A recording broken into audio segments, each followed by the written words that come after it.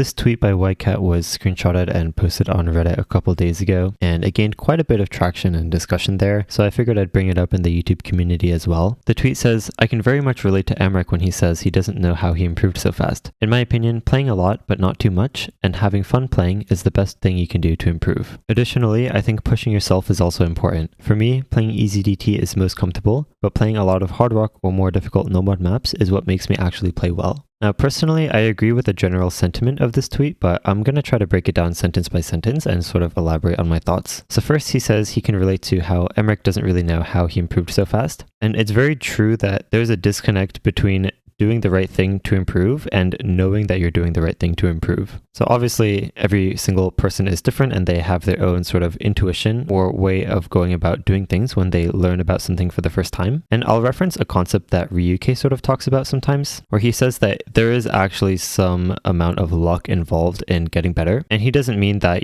some people were just born with better skill. The luck he's basically talking about is if the way that you started doing something is actually the right way or a decent way of actually doing it. And I think the example he would usually use is pen grip. So let's say you started playing with tablet and let's say it kind of works and you're like, oh, okay, maybe, I just need to practice a bit more and get better. And as you improve more and more, you might find that the grip that you naturally decided to use ends up having some issues, like maybe the pen slips, and then like if you try using grip tape, then it feels too uncomfortable and you can't find another grip that really works well for you. And you just sort of have this downward spiral of like trying to experiment with your grip and trying different things. Whereas someone else who happened to start with a decent grip that they didn't run into any issues with, they wouldn't have to spend any of that time sort of experimenting with different grips and sort of being frustrated. They can take all that time that you were using experimenting with your grip and use it to practice a bunch of other skills and reach a way higher skill level. So a more complex,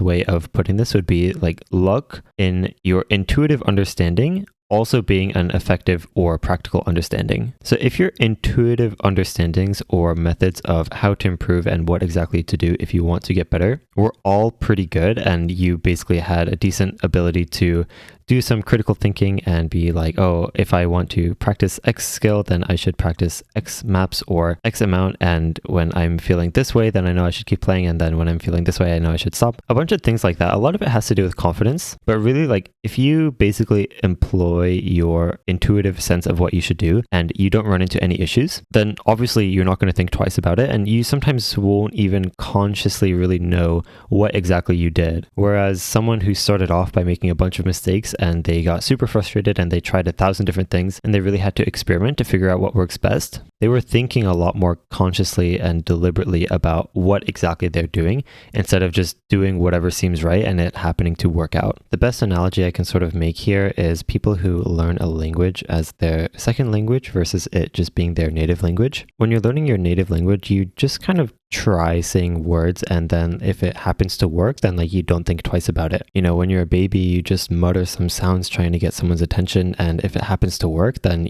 great, good job. But when you're learning a second language, you sort of have to think more cognitively about it. Part of it has to do with kind of becoming more afraid of making mistakes as you get older, and there's a whole bunch of stuff like that I won't really get into here, but I think that's a pretty fair analogy to make here. And also I should mention that you hear players like Emmerich and WhiteCat and Ariu talk about how they don't even know how they improve so fast and all you really need to do is keep playing. And then if we literally scroll down in this tweet, we can see Okinama replying where he says, I could write a book about how I got good. Obviously, he definitely will not write a book, but the point stands that you don't need to have had that luck that we were talking about before in order to actually become a good player. And just because you run into some walls where you really need to think critically about your playstyle doesn't mean that you can't break past those barriers or figure out what exactly was holding you back and then keep improving. Okay, the next sentence that WhiteCat said here is, in my opinion, playing a lot but not too much and having fun playing is the best thing you can do to improve. And this I could not agree with more, so there's really two components here.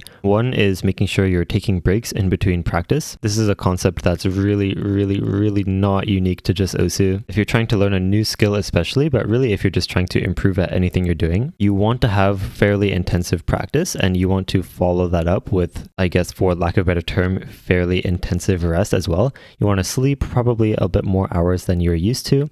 So you need to give yourself, your brain and your body that time to recover and settle in basically all of that practice that you had put in. So there's that, and then there's actually having fun playing. And I think this largely has to do with motivation, but there's also the aspect of practicing or just like exposing yourself to like doing that thing a lot without really thinking like it's a chore basically. And this goes back to what I was talking about with like, you can do the right things to improve without actually knowing that you're doing the right things to improve. Basically, like in between practice sessions, when you're resting and you're letting that practice set in, like that is all unconscious. It's not like you need to know the right way to rest. You just kind of rest, and your brain and your body is a lot smarter than you might think it is. And so just kind of playing the game and challenging yourself in a way that's fun for you, first of all, that will keep you motivated and keep coming back. And it'll also sort of keep your mind off of that sort of like monotonous or like rigorous, boring kind of feeling when you play, where it's like, oh my god, I just have to log on.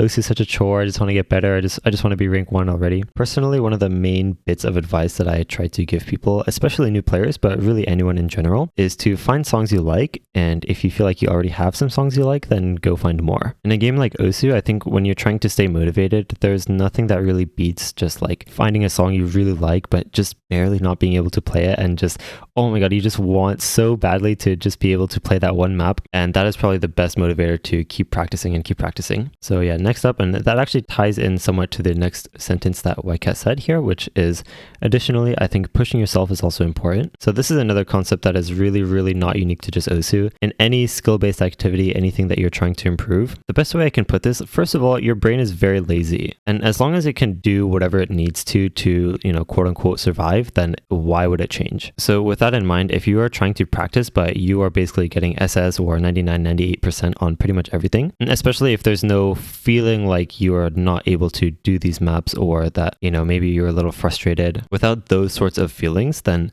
why would your brain or your skill level get any better? Basically, you need to put yourself and your brain in this situation where it feels like it's just not good enough, like whatever skill you have right now is inadequate for whatever you're trying to do. And especially if you pair that with a bit of like frustration or afraidness, I don't know why I can't think of the word, that is, believe it or not, what actually cues your brain to being like, okay, I really need to get better at this. So yes, pushing yourself is also very important, but at the same time, you don't want to be pushing yourself too much. I won't go into detail on that concept, but if you are interested, you can look up a term called progressive overload, which is basically just gradually increasing the difficulty so that as you're improving, you're always practicing a little bit ahead of what you're capable of. So then his last sentence here, for me, playing easy DT is most comfortable, but playing a lot of hard rock or difficult no mod is what actually makes me play well. And I think what he's saying here is that, like, sure, he can play easy DT all he wants, but if it's so comfortable for him, then he's not really pushing himself and he won't really get the improvement that he's probably looking for. But, if you're playing a lot of hard rock or more difficult, whatever it is for you, it could be DT, it could even be easy DT, which for him, obviously, it seems is very comfortable. But, just playing whatever is really challenging for you, but again, not too challenging, is what's going to actually get yourself in that sort of difficulty range where you're really pushing yourself and actually going to find some sort of improvement. But yeah, again, just sort of wanted to bring up this topic in the YouTube community and also sort of give my own thoughts. So yeah, that's about it.